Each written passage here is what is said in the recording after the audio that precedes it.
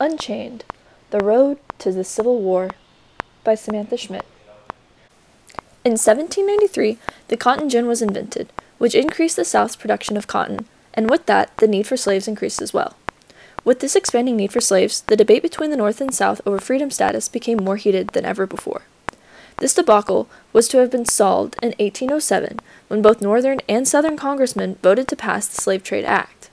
This act prohibited slave trade with other countries, but trade within the South was not yet banned.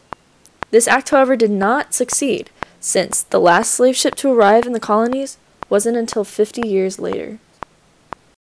Missouri Compromise of 1820. Missouri applied for statehood in 1819 as a slave state. This gave rise to national discourse, for adding Missouri as a slave state would upset the balance between free and slave territories. Congress then decided that for Missouri to be admitted as a slave state, they would add Maine as a free state to preserve congressional balance. Congress also decided to draw a line along the 36th and 30th parallel, which divided the North as free states and the South as slave states. Even Thomas Jefferson knew, however, that it only quieted this problem for a short period of time, saying, "This is a reprieve only, not a final sentence." The Underground Railroad. The Underground Railroad got its name in 1831. However, it had been established much longer before that. This was an informal operation consisting of both white and black abolitionists. This system was made up of hiding places all over America, where slaves could seek shelter during the day and escape to the North under the cloak of night. The Underground Railroad enraged the South, however, for they saw human beings seeking freedom as property being taken away from them. The end of the Mexican-American War, 1848. At the end of the Mexican-American War, the United States signed the Treaty of Guadalupe Hidalgo. The U.S. was given new territories which would be admitted as 7 new states.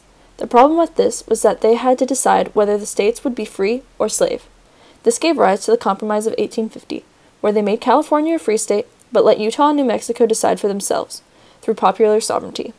This compromise also put an end to any further territory admitting themselves as a slave state. The Fugitive Slave Law of 1850. The Fugitive Slave Law of 1850 was a revised and harsher version of the already established Fugitive Slave Law of 1793. The Law of 1850 pushed citizens to capture runaway slaves, as well as giving grueling punishment to escaped slaves and those who interfered with their capture.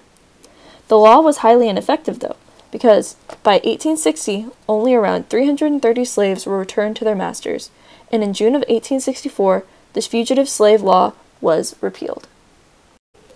Uncle Tom's Cabin, written in 1852.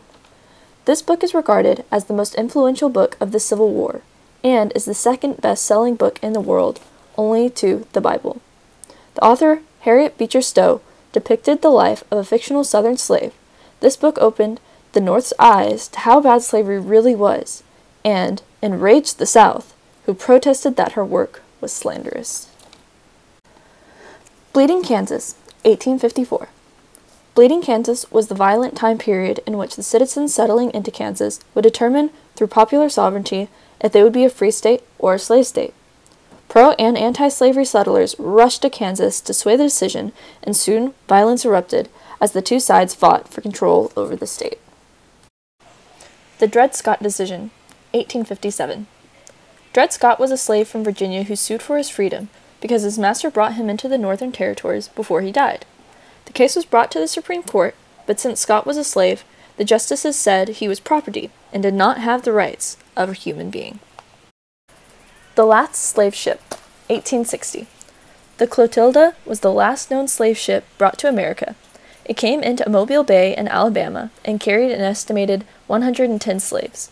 It entered the Alabama harbor on July 8, 1860, and then effectively ending international slave trade for the U.S. The Election of President Lincoln, 1860. After Lincoln was elected, the South felt underrepresented, for he opposed the expansion of slavery. Subsequently, 7 states seceded from the Union, and 5 months later, the bloodiest war in American history began.